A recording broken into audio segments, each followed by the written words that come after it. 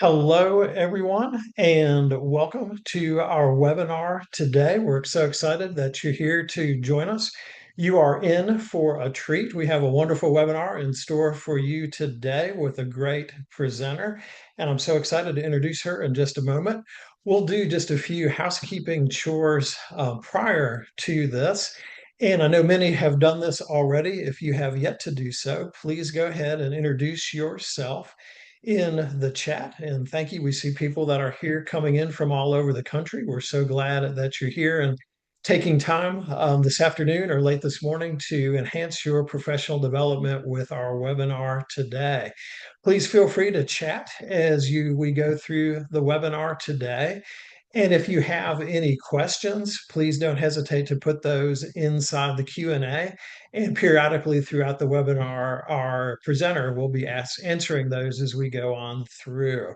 So, without further ado, I want to give her every possible minute. It is my delight and my joy to introduce Cynthia Bell, who's been a long-time adult educator. And Cynthia is the director at the Numeracy and Workforce Development Services at the Literacy Assistance Center in New York City. And Cynthia is an absolutely wonderful presenter. I know you will gain so much from today's session. And without further ado, I will go ahead and turn things over to Cynthia. Cynthia, thank you so much for being here today and for sharing this presentation with COA. Hi, thank you, Steve, for the introduction. Good afternoon, everyone. Thank you for joining us. I hope that this session will be helpful to you. We are going to try to be as interactive as possible. So I just wanted to give you that heads up. That if it's possible for you to use another device, that might be helpful because we're going to use a secondary tool, but you'll know when we get there. So this afternoon, we're going to be looking at how we can transform and help to awaken our learners' potential by building and transforming their mathematical identities. Those of you who have taught math or numeracy, you may have realized or recognized that sometimes we have students who don't necessarily have the strongest mathematical identity, and maybe even for ourselves. So we're going to just talk about two concrete strategies that we can use to help develop and transform those math identities. So not just for the test, but beyond that, so that we can have lifelong learners and help to develop that in our learners. So we have just three objectives for the time that we have together. We're going to share those strategies that I mentioned for fostering a positive math identity. And then we're going to actually look at what are the components of mathematical identity, like what makes up one's mathematical identity. And then we are going to discuss how a learner's math identity affects their learning, because it does actually affect the way that they learn. So we're going to jump right in and to a moment to get you to be a little reflective for yourself. So we're going to take a moment. And I would like for you to think about the question, the prompt that I'm going to give, and take a moment before you start typing to think about it really. And then you can type and share your response in the chat box. Consider a negative math memory that you have. And what made it a bad experience? Like when you take that moment to think about it and you pull up that negative math memory in your head, tell me what made it a bad experience. So I'm going to give you a brief moment to think about that and to share in the chat box if you'd like.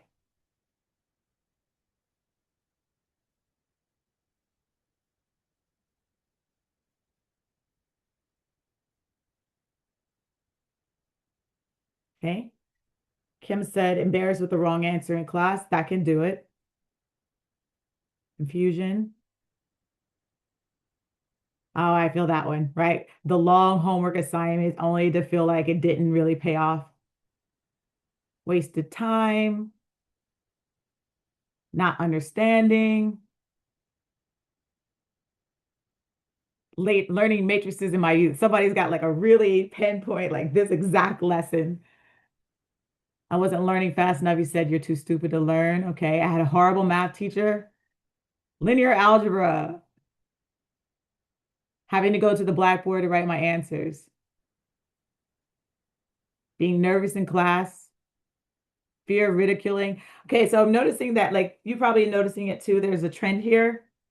When I did this activity in person, we did a kind of turn and talk, and people got to share like a specific memory because that one's like easy to pull up, right? We can identify lots of them. Like I remember in fourth grade, I remember it was second grade, I remember in 12th grade, I remember freshman year of college, it was this, right? And then you can exert X, Y, and Z of what made it a bad experience. Me personally, it was college algebra no, it was business statistics. That's what it was in college. And all I remember is seeing the back of my professor. Like I can't even tell you what his face looks like because his back was always turned to us at the board. Uh, and that is like a distinct memory that helped shape my identity. Even as a teacher, like I refused to have my back to the board because of that experience that I had. I really can't tell you what his face looked like because I spent the entire semester just staring at his back because everything was just like him writing notes on the board.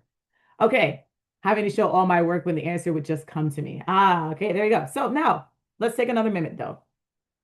Consider a positive math memory. Now, what made that a good experience? I really want you to take a second to think about that. Like, what was that thing that made you feel good? And then what about it made it good?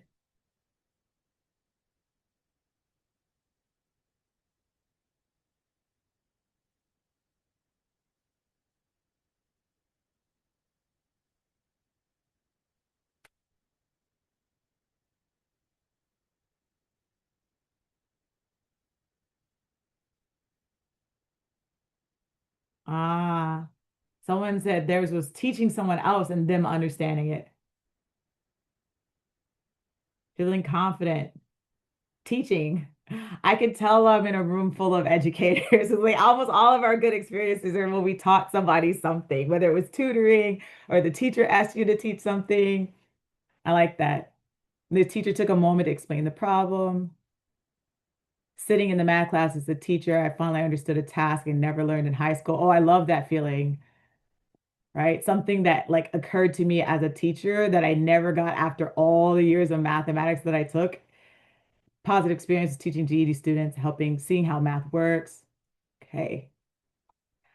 I'm briefly scanning through the chat for a reason. I was trying to see if we had more responses for the negative experience than we did for the positive experience, but I'm glad to see that it's kind of leveling out. Knowing a lot of math now due to self-study. Thought I was awful at math when I went to college. So I thought my skills were better than I had thought. I managed to pass the class, not by a lot, but I passed. Hey, so success, right? Thank you all for sharing that. I wanted us to take a moment and start with ourselves first. I'm a big believer in the analogy of put your mask on first, like they say in the airplane, put your mask on first, secure yours first before helping others. So I always want us to start to think about where we are first. So thank you for taking that moment for both the bad and the good. A good math experience that I had. And to this day, whenever anyone asks me like who are like the inspirational people in your life, the I had the same three answers every time. My father was like the greatest influence on me as a person and my work ethic. My varsity basketball coach, I quote him to this day all the time about how excuses only sound good to the person that makes them. And then my algebra one and geometry teacher. And almost every day in her classroom was a positive experience for me. And I know not everybody has that. So I can't even pinpoint one specific thing. It was just almost every day in her classroom was a positive math experience for me. And I appreciate her so much. I know the love that I have for mathematics came from, shout out to Miss Allen. Miss Allen, who was my Algebra 1 geometry and my Algebra 2 math teacher. I had her for all 3 years. So either way, right? We all have those moments and those experiences, they help to start to form our identity. They help to start to form our identity. So a learner's emotional, notice how I asked you to think about the memory and the experience, because a learner's emotional relationship with math is foundational to their cognitive relationship with math. How a learner feels and their emotional relationship with that mathematics truly affects their ability to actually learn mathematics. One's math identity actually does something to their learner brain. And we know when we are learning that we have three stages of learning. We have readiness, that is getting the brain drooling to learn And if you don't do that, it is all wasted, right? You have to prep the brain, get it ready to learn. That's the first stage. Then we have construction, building new learning based on the brain's systems and capacities. And then we have consolidation. That's when we ensure new learning is recalled correctly and applied. These three stages cannot effectively take place if we have not addressed or dealt with that emotional relationship. These two things are in a symbiotic relationship. How smoothly and effectively these three stages happen are directly affected by your students' emotional relationship, or even yourself, emotional relationship with learning math, right? That's why I asked us to think about what made it good and what made it a positive, what made it a good or a negative experience, right? Your ability to learn was affected by the emotions that you were feeling, right? I saw some people were like, oh, my dad was really hard on me, da da da, right? Like, however that was, that affected your ability to learn. These three stages cannot occur smoothly when we have not addressed the emotional relationship. So I'm going to put that quote back one more time for us to really think about it. A learner's emotional relationship with math is foundational to their cognitive relationship with math. So now here's where we're gonna like shift our focus to our learners. If you are an instructor or an educator that's currently practicing, or you have practiced in the past, we're gonna take a moment to like reflect on how we might start to address or deal with um, our students' mathematical identity. So I'm going to drop a link in the chat box if you want to click that, or you can scan the QR code. This is going to take us over to Mentimeter if you'd like to go over to Mentimeter to answer this question here. So I'm going to start the presentation. But before I go back, in case you're like, Cynthia, you went too fast, I didn't get to scan the QR code. I'm going to give you the QR code one more time, or you can click the link in the chat box. And when you get over there, you should see a question that says, if you have ever done an activity to help learners assess their math identity, what have you done? Right? So I just modeled one way that I've done it, which is by getting my students to check in with what's a good math experience, what's a good memory you had and what made it good, and what's a bad memory you had and what made it bad. So tell me how you have given your students a chance to assess their math identity. So I'll drop that link one more time in the chat box in case you want to access it that way. And can you respond on the Mentimeter? Let's see what we get.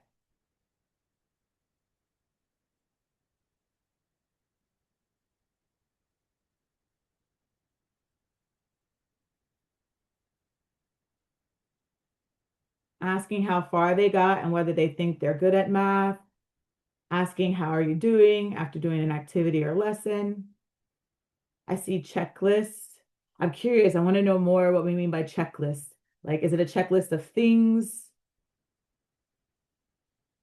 The link is, I just dropped the link in the chat box, Christy, or you could have scanned the QR code. I'll give the link one more time if that helps, if you want to engage on the Mentimeter. Ask them about previous experiences regarding math, kind of like what I just did, right? Give some examples of math problems that show up often as social media questions try and trick people.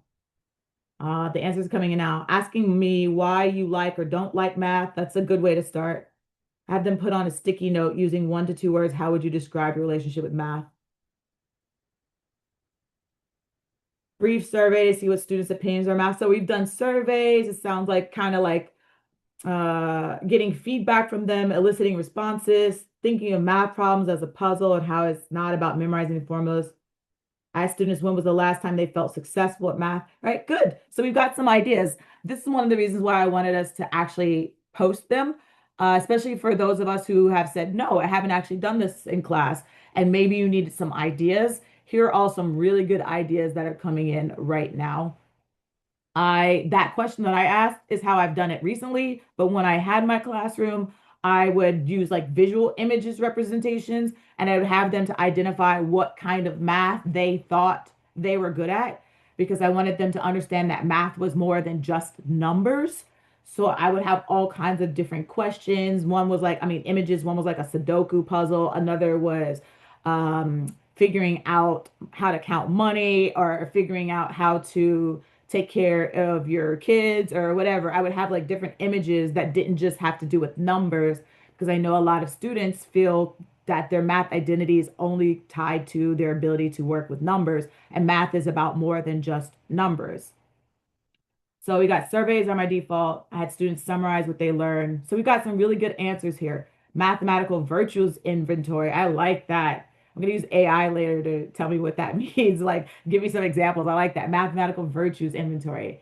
Very similar to your activity, but also can ask at what point they started to dislike it and why. Okay. In our chat box, I taught a graduate level statistics class. First day I said, instead of learning stats, we'll start by talking about how we feel about stats.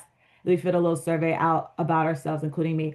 That's a good point, Ito. I like always doing it as well. If you notice that I modeled that, I shared my experiences too. I'm a big fan of engaging in the activities and content that I give my learners so that we can say that we are learning together, right? I am still actively learning mathematics, even though I am your instructor, your teacher. So thank you all for sharing. Hopefully, we got some good ideas. And don't close that tab out yet, whatever device you're using on it. We're going to answer one more question later on the Mentimeter.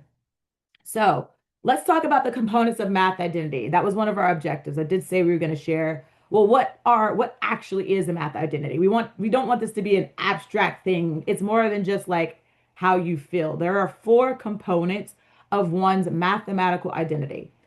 And the first one is the past. That is that identity is formed in relationship to time, right? We all kind of triggered that identity with my survey question that I asked at the beginning in the past, right? It was like, what is a memory that you have? So that's one of the components of one's math identity is in relationship to time, right? A lot of us identified it. It was when I was 7, or when I was in first grade, or when I was in sixth grade, or when I was in college algebra, or when I was in first year statistics, right? That's in relationship to time that has occurred. But there's also another component that is relates to time, and that is in the future. Cynthia, how can my future, which hasn't happened yet, build my identity? It plays a part in how learners see themselves now and in the future, how we see ourselves. I play pickleball. Shout out to all of you all who play pickleball. I play pickleball a lot. And a lot of times when I go to play pickleball, I wear math shirts just because I like to get the conversation going. And I almost always get someone who like reads my shirt and goes, "Oh, a math problem. Oh, I could never answer that." Right? Someone said I played pickleball for the first time yesterday. Oh, I could never answer that. I would never be able to, right? They're not even speaking about in the past. They're speaking about in the future. They're saying, I would never be able to answer that question. I would never be able to figure out that question. That's the future part of themselves. So the future component plays a huge part in your identity, how you see yourself now and in the future, right? I could never be able to insert whatever line is there. Then the next component is personal. That has to do with self-efficacy and belongingness. That is that I feel like I am a math person. The people who identify as a math person, which I wish everybody did, they have a strong component of personal identity, right? They feel like they belong. But there are people who feel like they don't belong. There are people who feel like math and learning math is some like hidden club that they just didn't get the passcode to. Or self-efficacy, the feeling like knowing that you could figure something out. I remember seeing in the chat box when we were doing our experiences that someone said like that they felt more confident their positive experiences because they taught themselves. That's self-efficacy. That personal experience, that personal identity of your relationship to math is another component of your math identity. And then the last one, this one is really what we're going to touch on for the rest of our time today, is the socio-cultural. And this one hits home for me personally a lot. And the socio-cultural is the messages from society about what it means to learn math, such as who is good at math and what it means to be good at math.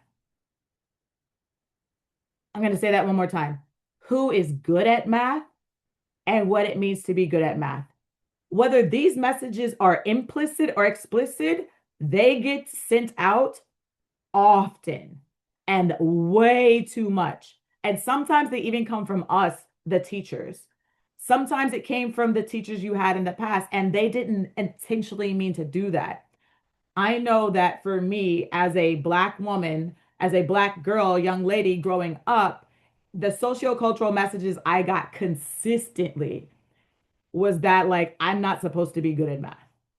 When I was good in ELA and when I was good in writing, it was like, of course, you should be a good writer. In fact, that is why I ended up majoring in English in college because I had taken all of these math classes. But when it was time for me to declare my major, when I went to the counselor, he looked at my transcript, saw all these math classes, saw that I was actually a tutor in mathematics, and said, you should major in English or social studies. He didn't even look at my transcript, he looked at me. And then it took me a long time to get back to where I am now. I'm an awesome math teacher. I'm like, how dare he not tell me to major in mathematics education? Thank you, Christy. Right?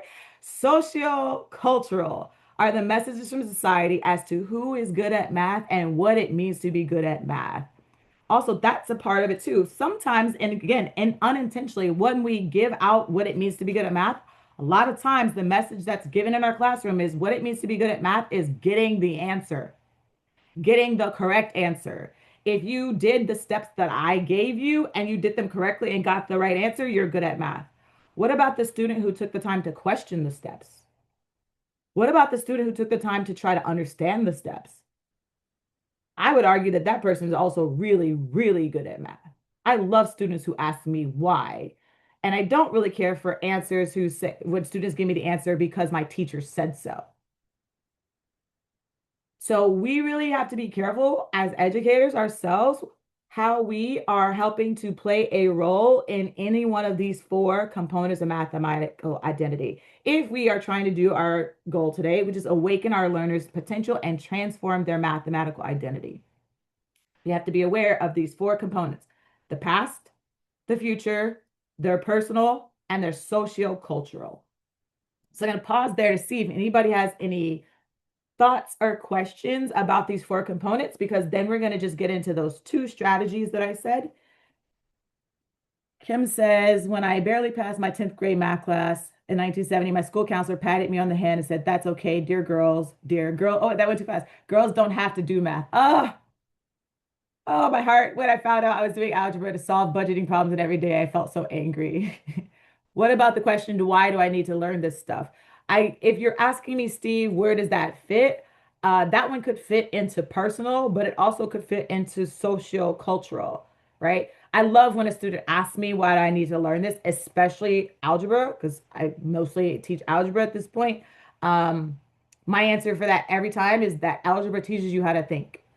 That's why you need to learn this stuff. We live in a 21st century world, and you don't always have all of the information to figure out how to take care of the problems that you have in everyday life. That's why algebra helps you. It helps you to think abstractly and to figure out patterns and look for connections and to figure out answers to your problems that you have in life. Will you always get an answer to a problem you have in life? No, but you will still keep trying to look for things, figure out patterns, look for connections. That's what algebra teaches us to do. So I love at answering that question every time, that it teaches you how to think. Will you need to remember the quadratic formula? No. Okay, I'm not gonna lie to you. Like, no, you don't need to remember that. Okay. I tell them it cultivates your learning ability. Good. Ask the two teens who came up with the new proof of the Pythagorean theorem using trigonometry. They did take the time to understand. There you go. All right. Sociocultural is the biggest enemy to math being a universal language. I agree with that, Preston, very much. Okay. So let's go back to the Mentimeter. I want you to take a second to really process these four components. So we're going to go back to the Mentimeter. So you might need to refresh your page because now the Mentimeter has this question. Rank the four components of your math identity. So I want you to think about you, not your students. One being the greatest percentage, four being the last, because all four of these do make up your math identity. But I want you to think about which one comprises more than the other, right? Like if you had a pie chart and your pie chart was you, rank which ones take up the most space. One being the greatest percentage and four being the least. Let's see where you all are. I'm actually going to do it too, because remember I said I always do the work or activity that I ask my students to do. You may need to refresh your page if you are on the Mentimeter.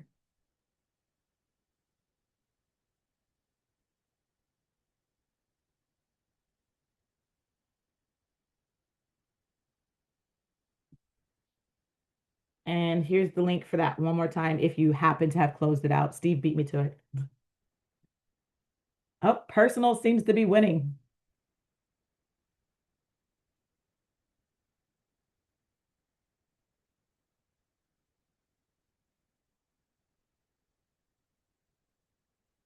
I'm pretty sure you all can guess which one's the biggest component for me because I shared the whole story already.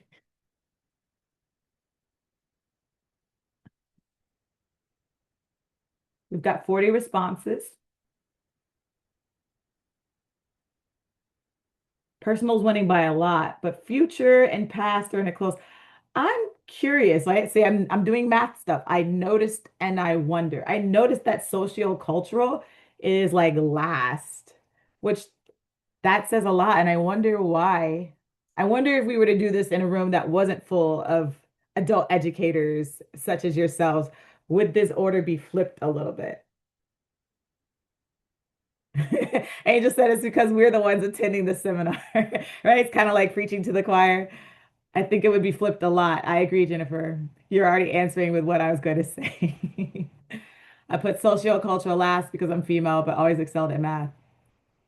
Same, but that's why it affected my identity, and now it affects my identity in a positive way, I will say, right? Like I stand heavily against it. I love building up young ladies who don't see themselves as math people, right? Like my heart physically aches when I hear someone, particularly a young lady of color, just because I connect, like not identify themselves as a math person. Like, first of all, everybody is a math person. Let's talk about why. Second of all, do you know how awesome and amazing you are? Like, I just saw you figure out da da da da da, da, right? Like, that's math.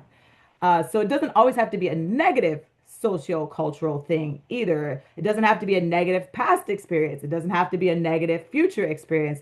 These things can also be positive that make up your math identity. In fact, I would hope that we can all get to the place with our learners where they're all positive pieces of the pie that's making up their math identity.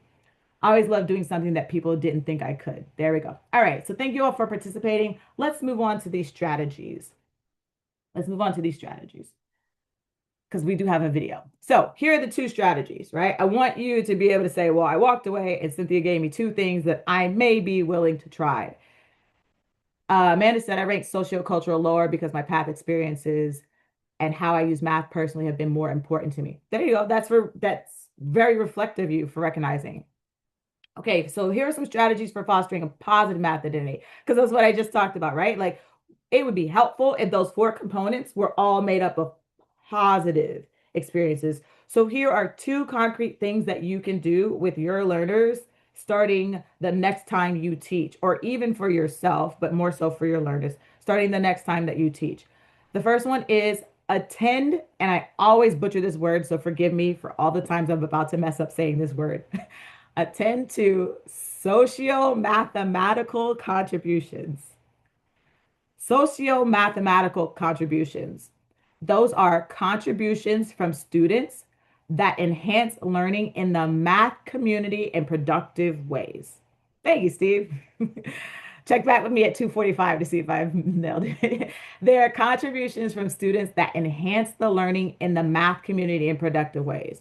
So the math community could be that group activity. It could be your classroom as a whole. It could be your entire program or school. But there are contributions from students that enhance the learning.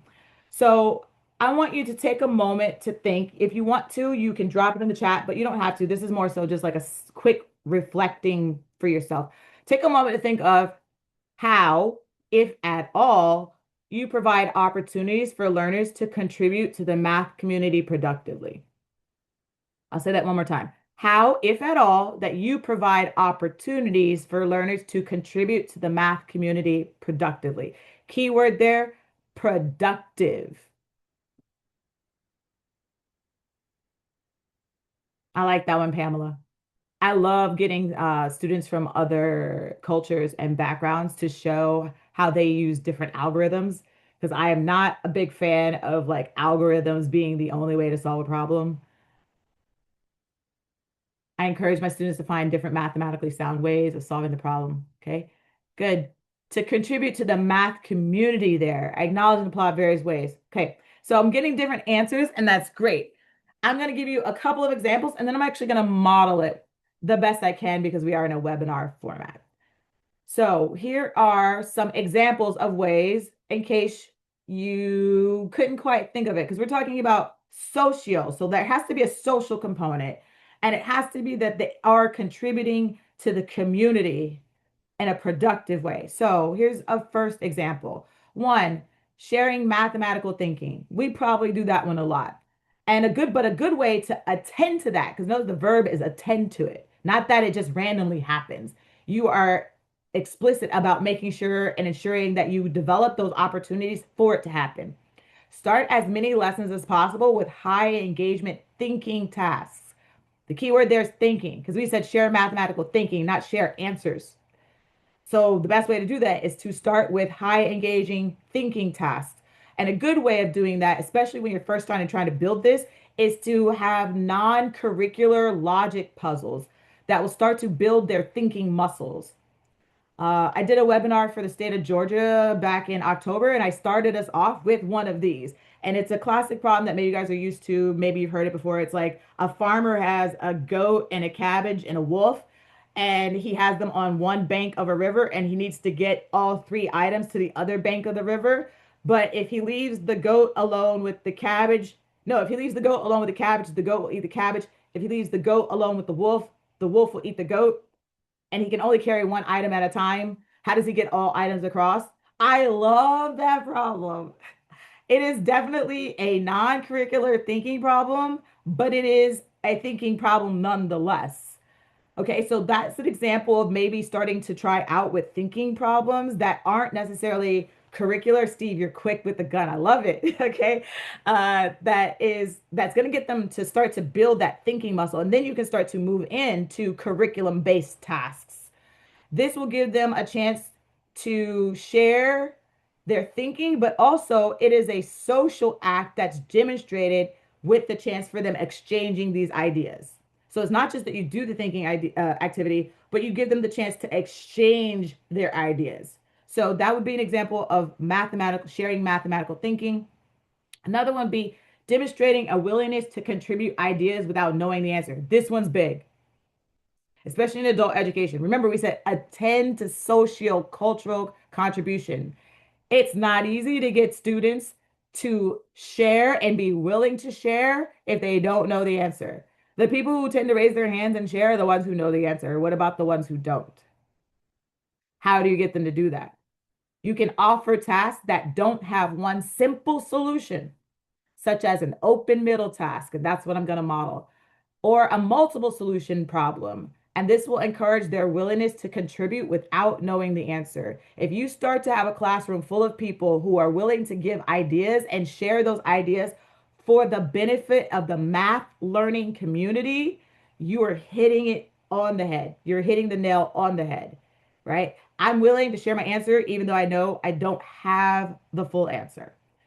Next, we can go with taking risks with mathematical thinking. I like that one too, because now it's not just about the answer.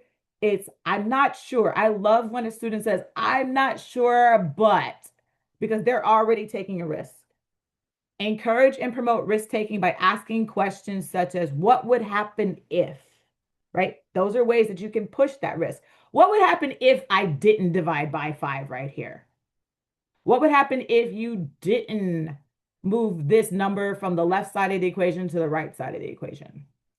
Or encourage students to contribute possible answers without waiting to be sure of a correct answer before they contribute.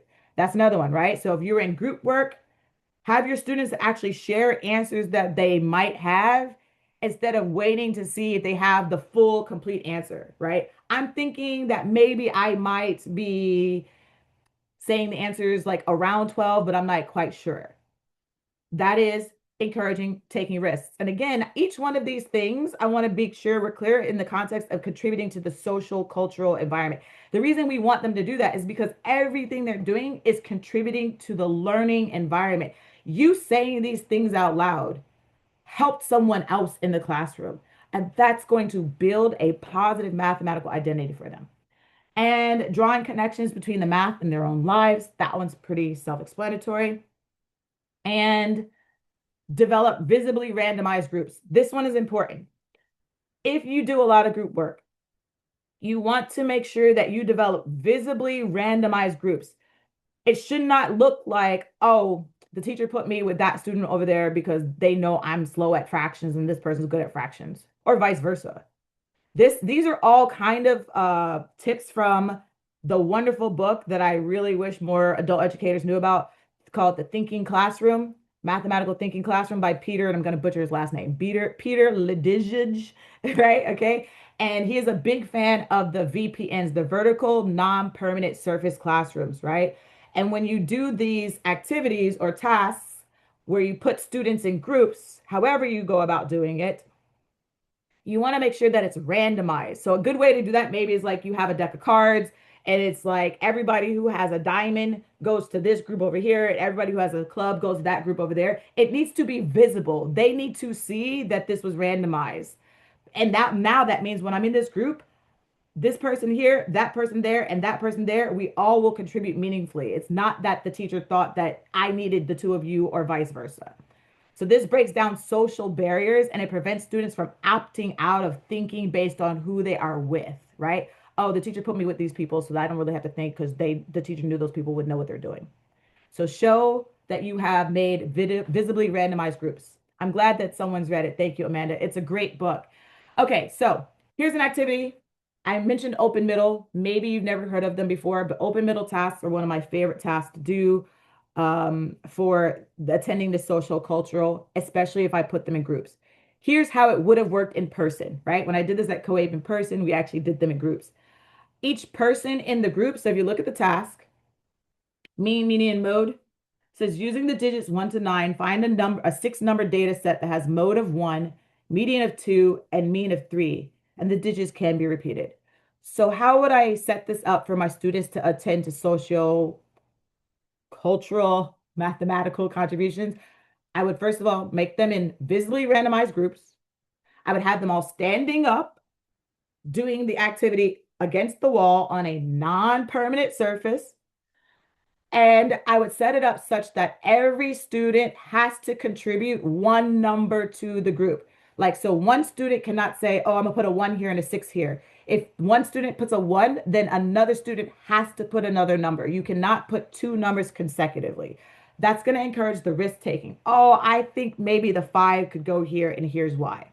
These kind of activities can be modified however you want to do it, especially if the goal and the intent is about attending to socio-mathematical contributions. Okay, so I'm going to play a video because we were not able to actually do this activity together. The next best thing I had was I got a couple of people to do this via Zoom. So they're not standing up collectively, but I'm going to play a video so you all can see. And I want you to try and see if you notice any of these things happening: risk taking, willingness to share thinking, and some of the other points that we just talked about. Steve, can you let me know if everybody's hearing it? So I think you need, obviously you need more than one. And then in order, if you like, if it was just a three number set, then you could do 1, 2, 3, and the median, no, the mean of 3. Nope, sorry. Will, what did you say you need two ones? What did you say you need two ones? Is it because the mode? Does that mean? Oh, because of mode? Yeah, the mode is like the what number that comes up the most. Is that right? Assuming the mode is the most frequent number, so you're looking for some repetition of a number, right? I guess. Yeah. Oh, sorry. So What about the mean of 3 is the average, has to be 3. yeah, the average. Yeah. Yes. Median is 2. And the mode, and has a mode of 1, 2. Like, And the median is the number that comes like in the middle. Oh, okay. So it could be Right. like if yeah. it was 11129, would the median be 2? Say that again, Will? If it was like 1112 and then 9, would the median be 2 in that case? Why don't you guys try putting in the numbers that he just said?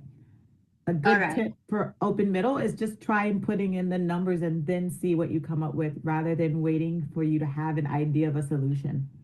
All right. That sounds Well, if we want a mean of but 3, I mean a mean of 3.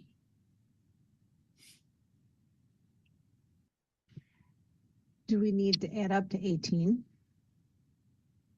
Because it's a 6-digit number. 6-digit. Okay, so that's a good combination we could try. What number do we need to adhere to?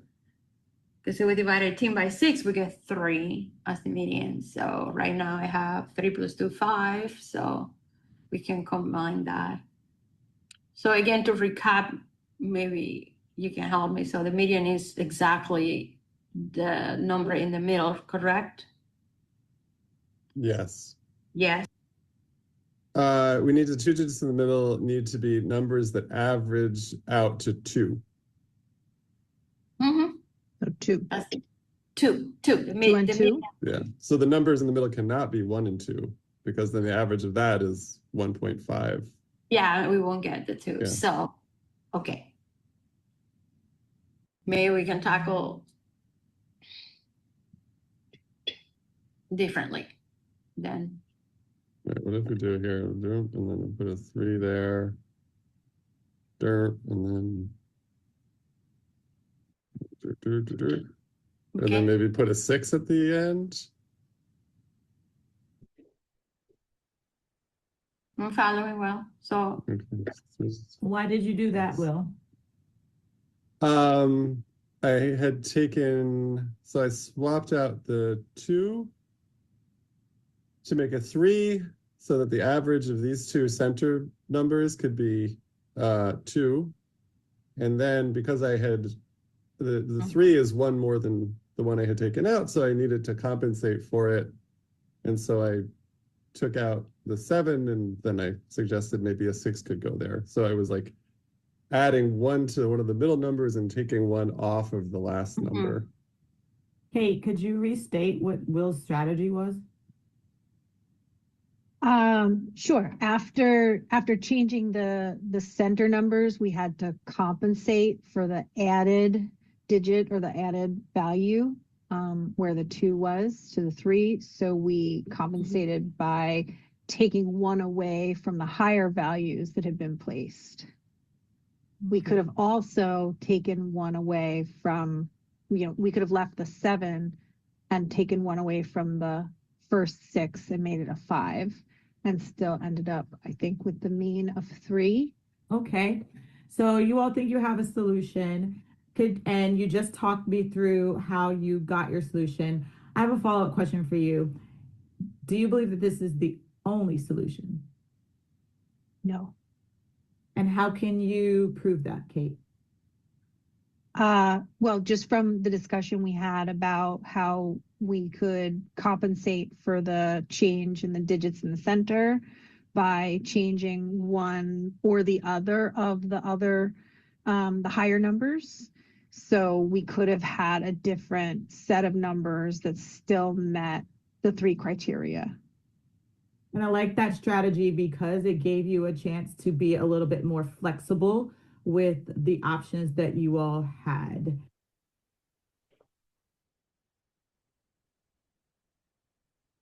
Okay, so that was just a quick video of a group of students or learners going through the task with me.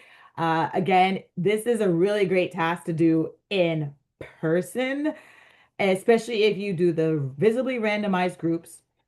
If you do the visibly randomized groups, and there are a couple of things that I want to point out according to the examples that we gave for ways to attend to socio-cultural mathematical contribution. One of them specifically was putting the risk taking. If you notice, they were trying to come up with the answer first, and I prompted them to just try putting in some answers and then seeing what would happen.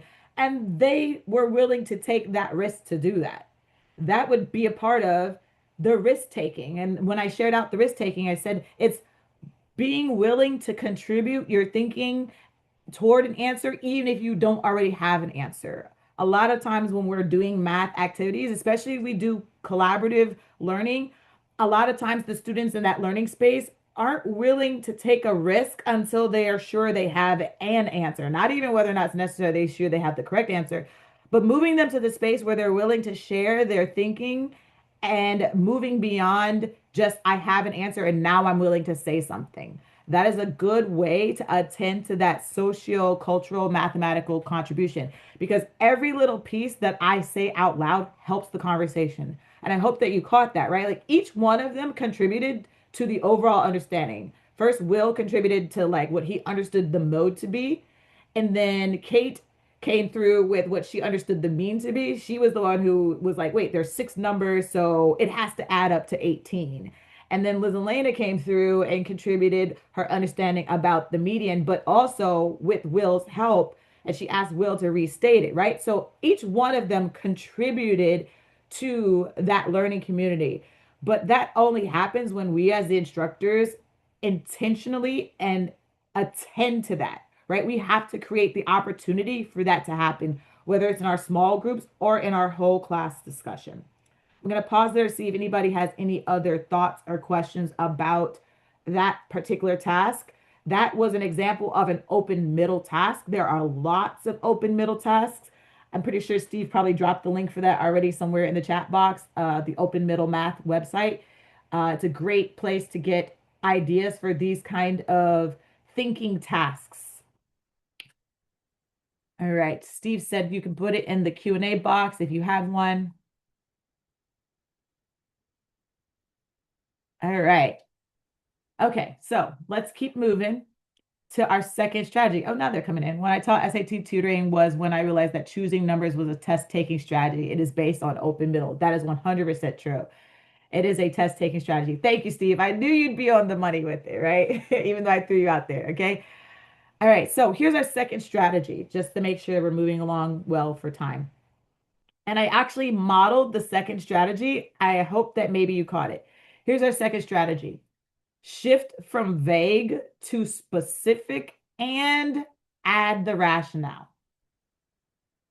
What do you mean by that, Cynthia? When you are giving feedback and a student gives some thinking, they share their thinking, however it happens in the classroom, and you give feedback, the feedback can not only be vague.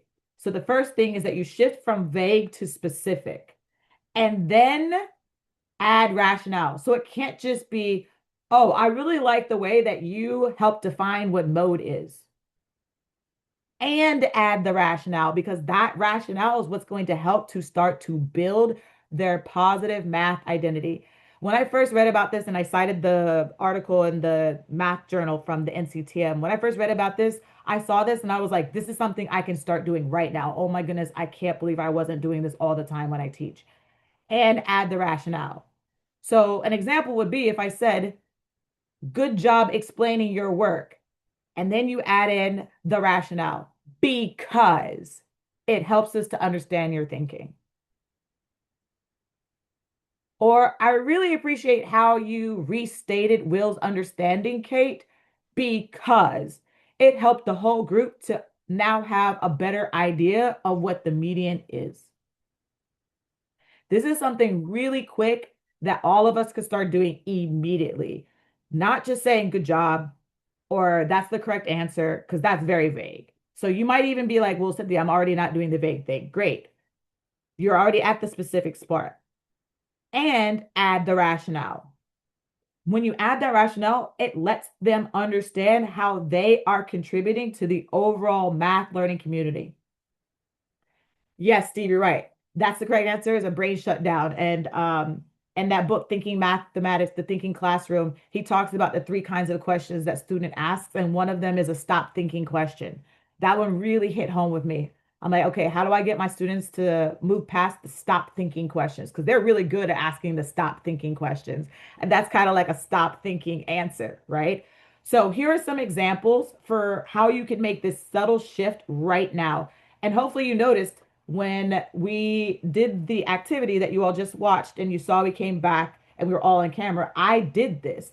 When Kate gave me her explanation, I said, that's a really good strategy because it helps us all to understand that we can be more flexible in our thinking. So here are some examples of things that you can start to say or sentence frames, if you will, for this strategy of shifting from vague to specific and add the rationale. One, oh, here's all of them. That's a great strategy because, right? Excellent work with insert the thing because, right? Notice how each one of these say because that's the rationale. I really appreciate how you, because. Thank you for your answer, and thank you for sharing, or thank you for being willing to share, or thank you for being willing with your risk, right? Taking the risk to share your answer because someone in the back needed to hear that, right? Like just adding in that small little rationale is going to really start to help to build in those positive experiences that will create a positive math identity. I was at the NCTM in October. No, yes, October of 2025. And I went to a session by Robert Kaplinski, the gentleman who runs the Open Middle site. And he said a statement that I wrote down, and it is on my wall right now. I wrote it down, and it really meant a lot to me as a teacher. When you do a lesson and it goes well, you get a gold coin. But when you teach a lesson and it bombs, you get 10 gold coins. It's accumulating the coins that makes you rich. And you never know which coin and at which point you become rich. I love that quote, but Cynthia, that has nothing to do with what we're talking about. I'm thinking about it in the same way as for the student. Every time that I give them that small little good job because that's me giving the 10 gold coins. You never know at which point that student becomes mathematically rich.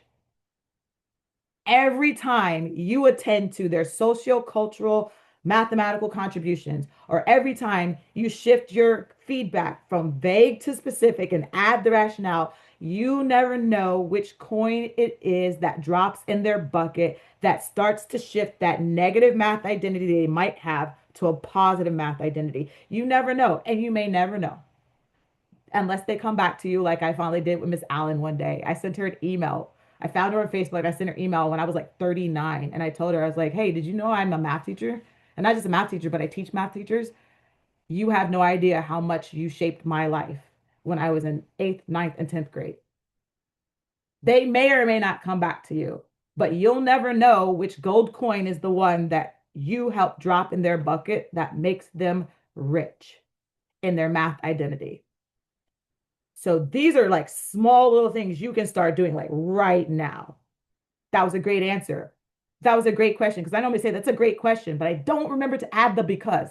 So now I'm like, that was a really great question because I'm sure someone else was thinking about it. And it gives us a chance for us to collectively consider the options. Now that students like, oh, I helped. Maybe next time I have a good question, I'll ask it again because I helped. Gold coin. Steve says I have a lot of gold coins from bad lessons. All right, so let's reflect. Let's reflect. What is something, and you can drop this in the chat box if you'd like, or you can keep it to yourself close to the vest, however you'd like. What is something that you will start doing regarding awakening your learner's mathematical identity? It could be one of our strategies. It could be using non-curricular tasks. It could be using open middle, whatever. What is something you will start doing regarding awakening your learner's mathematical identity? Even if it's, I'm going to just start doing an activity at the beginning of the semester where I assess their math identity, anything. What's something you're going to start doing? Jenny, I Love that open middle. They are my favorite thing. In fact, right before this webinar, I was putting together 2 lesson plans because I'm teaching tonight later on. And both lessons started with an open middle task. This is my go-to. I love open middle. I'm like, I want people to start thinking. Let's think right off the bat. Thinking about the social-cultural aspect of my students' math identity, more specific feedback, ensuring my word problems are truly understandable to learners. Great. I love that you all are sharing specific feedback with the rationale, right? All caps there. Okay. But now I want you to think about something that you're going to continue doing, right? Because when we started the session, a lot of you are like, I was already doing some things. So what's something that you're going to continue to keep doing?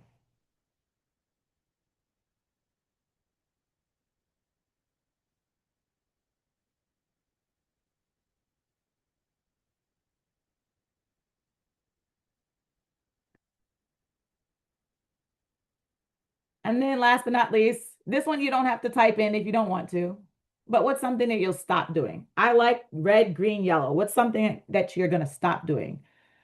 I know for me, every time I do this at webinar, this training, I always say the same thing every time. I'm gonna stop giving feedback without giving a rationale. Each time I'm getting better, but I would be lying to you if I said I did it 100% of the time. I would be lying if I said I gave feedback with a rationale 100% of the time. I don't. So I'm gonna commit to the same thing again this time. I'm gonna stop giving feedback without adding a rationale. Jenny says she's going to stop turning her back to her students. Thank you, Jenny. Right? Like my trauma, I never saw my teacher's face.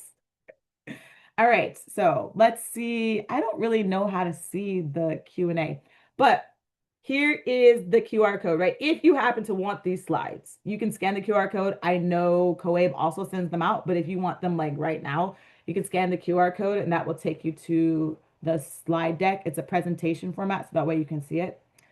And then were there any questions in the Q&A? Let's see. Cynthia, No, there were no questions yet in the Q&A, but people could answer or ask those right now. We still have a few minutes if anybody would like to ask a question. there you go. I love that the reflections are still coming in. I will continue to challenge my students modeling stress caused by my trauma because they have been traumatized too.